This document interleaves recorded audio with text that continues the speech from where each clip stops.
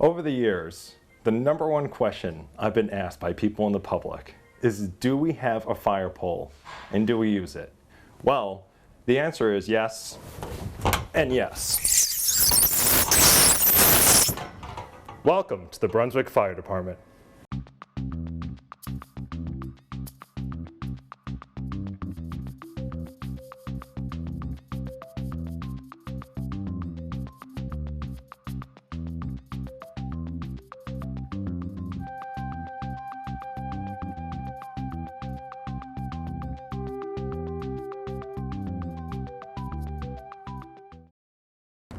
My name is David Jester, and I'm a firefighter paramedic here at the Brunswick Fire Department.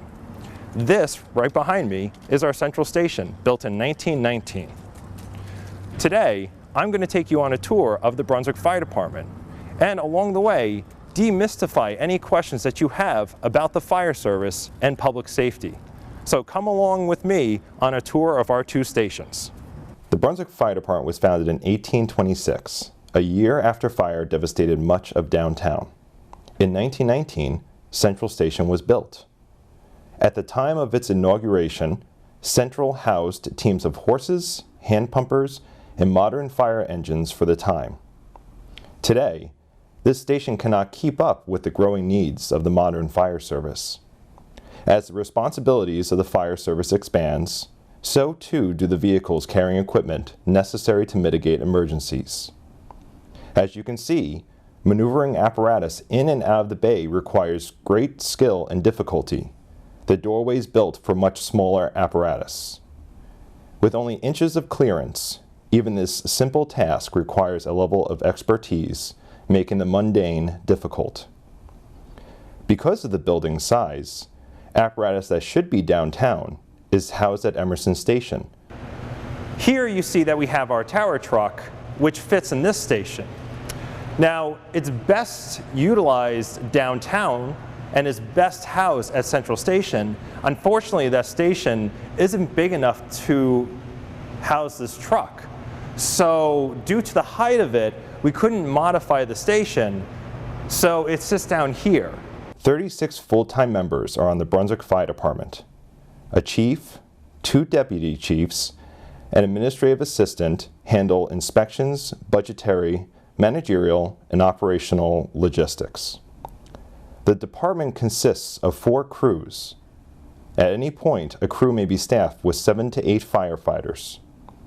Each firefighter is either an advanced EMT or paramedic. Each crew has 2 officers, a lieutenant and a captain. In the year 2016, the department responded to 4,300 emergency calls. We're heading upstairs here to the second floor at Central Station to our living quarters. We're here on the second floor of the Brunswick Central Fire Station. The second floor houses bunk rooms for the firefighters, the chief's offices, and our all dispatch office, which is today our administrative assistant's office. Patty's office was once dispatch for the fire department. This required a firefighter stay affixed to the desk for 24 hours.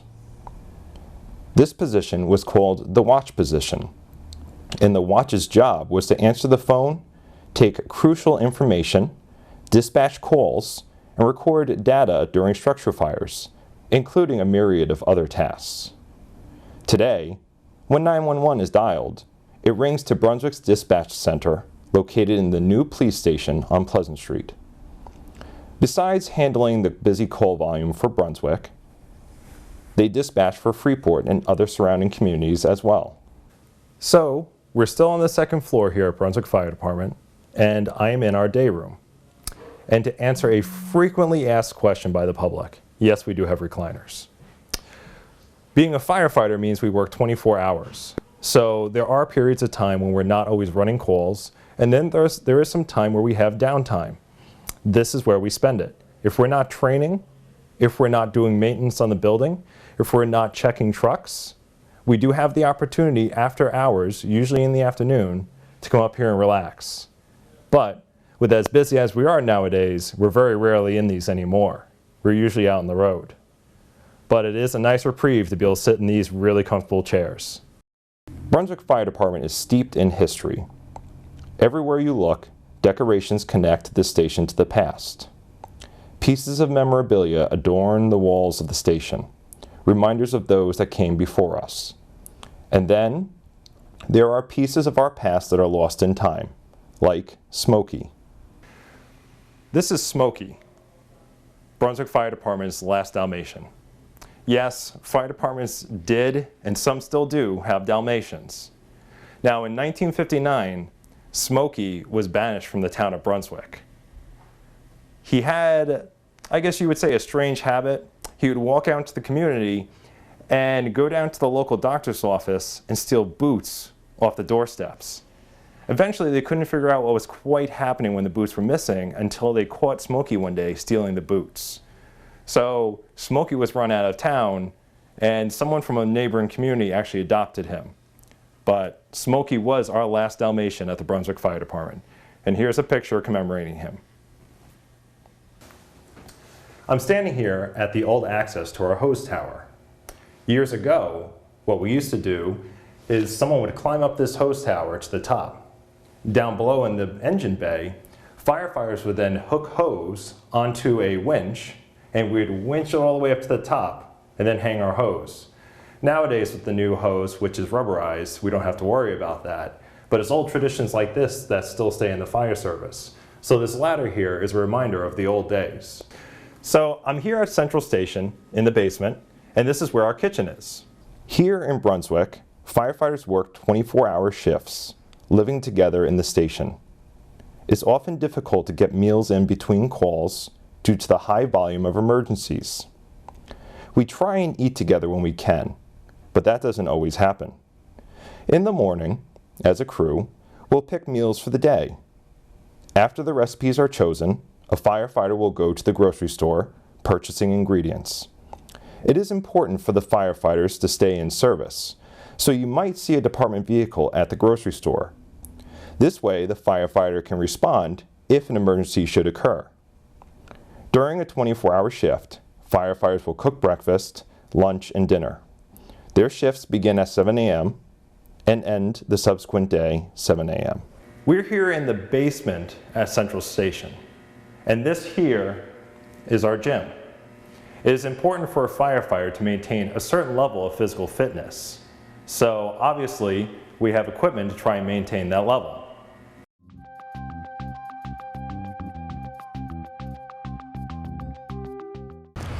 Hi, I'm Commander Tom Garapi with the Brunswick Police Department. The Brunswick Police Department is pleased to offer our citizens a safe and secure location to conduct your internet sales transactions. In our main parking lot, you'll find 2 parking spaces specifically marked for this purpose. With the increase of sales through online yard sale sites, Craigslist, and Uncle Henry's, the Police Department wants everyone to feel safe while conducting these transactions. It is always encouraged that any exchange of this nature be done in a public area and not at your home. On the east side of the police station in the parking lot, you'll notice signs for this location. These parking spots are monitored by cameras, which our communications division watches all the time. So the next time you make a sale, finally ridding yourself of whatever it is you're selling, make sure it's at the Brunswick Police Department's secure sale location. An ounce of prevention goes a long way. Utilize the resources we provide the town and let us help protect you before you become a victim.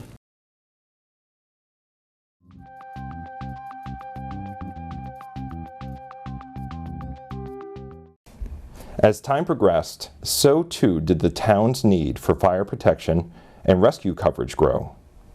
With an ever-increasing call volume and a need to reduce response time, in 2006, the Brunswick Fire Department opened their second station across town. With no name given at its inauguration, this station was known as the Cook's Corner Fire Station for many years.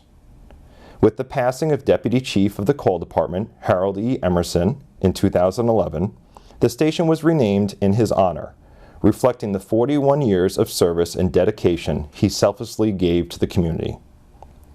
When Emerson Station first began operations, this was considered a slower station, not as busy as Central. Today, though, Emerson Station is as busy as Central is.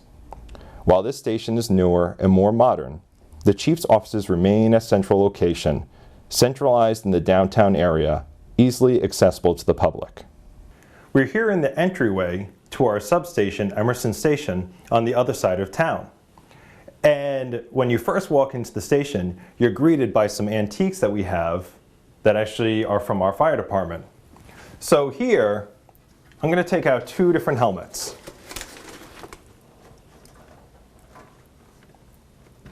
I have to be careful, I don't want to break them.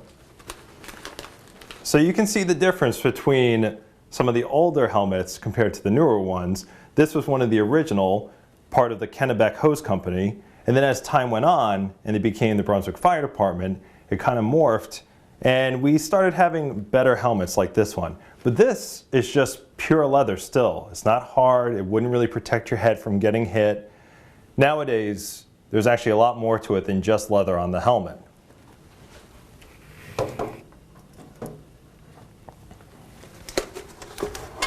And also, as time evolved, so did our radios. So just like cell phones, how they started out big, went small, radios started out big and they went back down small, luckily. So we used to call these bricks because they were literally the size of a brick and they weighed as much. So this was our portable radio. It only had a few stations. You would really only be able to hear from dispatch. They didn't work that well. Luckily, technological advances, we have better radios now. We can hear inside buildings most of the time. And here, I don't want to pull it out, but you actually have the telegraph machine. So before, when we were talking about pulling on a call box and activating it, this would type out and tell us what call box and what area of town we'd be going to. And we even have the old telegraph button to transmit if we needed to.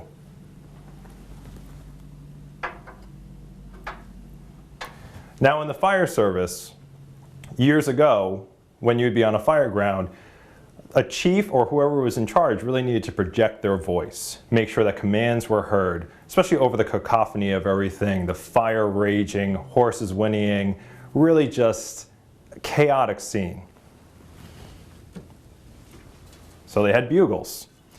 And they would actually project their voice through the bugle. I'm not going to do that. But they would hold up to their lips and yell their commands. It's quite ornate. It has a lot of decoration on it. And today in the fire service, since we hold on to traditions, a chief on their insignia, just like I have on my collar brass, they have 5 bugles. A deputy chief has 4, and then it goes down to captains at 2 and lieutenants at 1. So whoever was in command would have had one of these. And here we have one of our old bells, and this actually used to be on the front of our ladder truck. Now this bell, when we'd be going down the road, would actually have a string inside the cab in the compartment. And the officer would pull on that lever, on that rope, ringing that bell as they went down the street.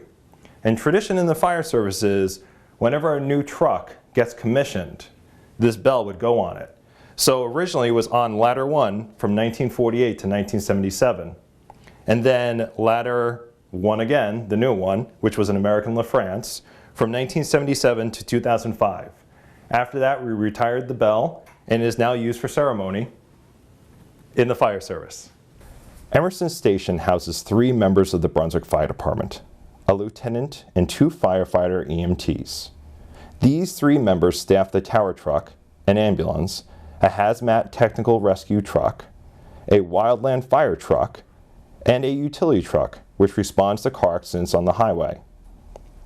This station is set up in similar fashion to Central Station, with a few additions. There is a training room that becomes the emergency management center during prolonged emergencies. In this room, firefighters gather daily to conduct trainings on emergency medical services, firefighting, and rescue techniques. There is a kitchen, more modern than Central, and not in the basement. There is a day room, where firefighters can relax in their downtime as well. At Emerson Station, firefighters also have separate bunk rooms instead of one large room. And a small gym to try and maintain health, keeping up with the physical demand of the job. I hope you enjoyed your time touring the Brunswick Fire Department. Our next episode will follow the firefighters for a 24-hour shift. Until next time, stay safe.